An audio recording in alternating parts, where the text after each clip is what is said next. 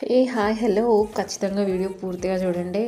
అసలు నేను ఇంత కష్టపడి వంట చేస్తే మా ఆయన ఇంట్లోకి రావడమవుతాడు ఏంటి గొబ్బంటా వచ్చాడు తెలుసా. నేనైతే ఒక్కసారిగా ప్రాణం ఆగిపోయింది. అసలు ఆ కూర టేస్ట్ ఎలా ఉంది ఏంటి అనేది మీకు లాస్ట్లో చెప్తాను నేను.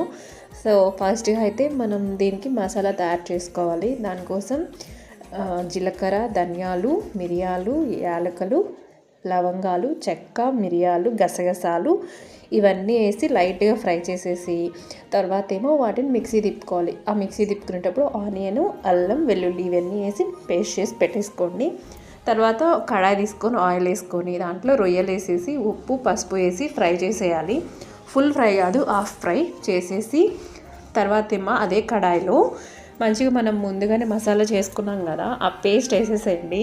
ఆ రంగు చూసి భయపడకండి, నాలాగైతే మీరు మార్చకండి. నేనైతే కొంచెం మార్చేసాను మసాలాలు, అందువల్ల కొంచెం కలర్ చేంజ్ అయింది అంతే. టేస్ట్ అయితే బాగానే ఉండిందిలే. తర్వాత ఏమో ఉప్పు, పసుపు, కారం అన్నీ వేసి ఇది బాగా ఫ్రై చేయాలి. అంటే బాగా వేగాలి. ఆయిల్ కొంచెం సపరేట్ అయ్యేంత వరకు వేయించి తర్వాత టమోటాస్ వేయండి. ఒక 2 టమోటాస్ వేసేసి అవి కూడా బాగా మెత్తబడేంత వరకు ఫ్రై చేసి కొంచెం వాటర్ వేసి ఉడకనివ్వాలి. బాగా ఆయిల్ పైకి వచ్చేయాలన్నమాట. అంత బాగా అయిపోయిన తర్వాత ఈ ముందుగానే మనం ఫ్రై చేసి పెట్టుకున్న రొయ్యలు వేసి ఇంకొంచెం వాటర్ వేసి, అంటే మీకు ఎంతవరకు గ్రేవీ కావాలి అనే దాన్ని బట్టి కొంచెం వాటర్ మిక్స్ చేసుకోండి.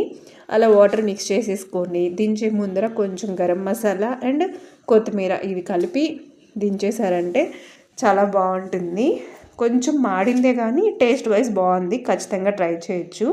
సో ఇప్పటివరకైతే వీడియో చూసినందుకు థ్యాంక్స్ ఫర్ వాచింగ్ అండ్ ఖచ్చితంగా సబ్స్క్రైబ్ చేసుకోవడం మాత్రం మర్చిపోవద్దు.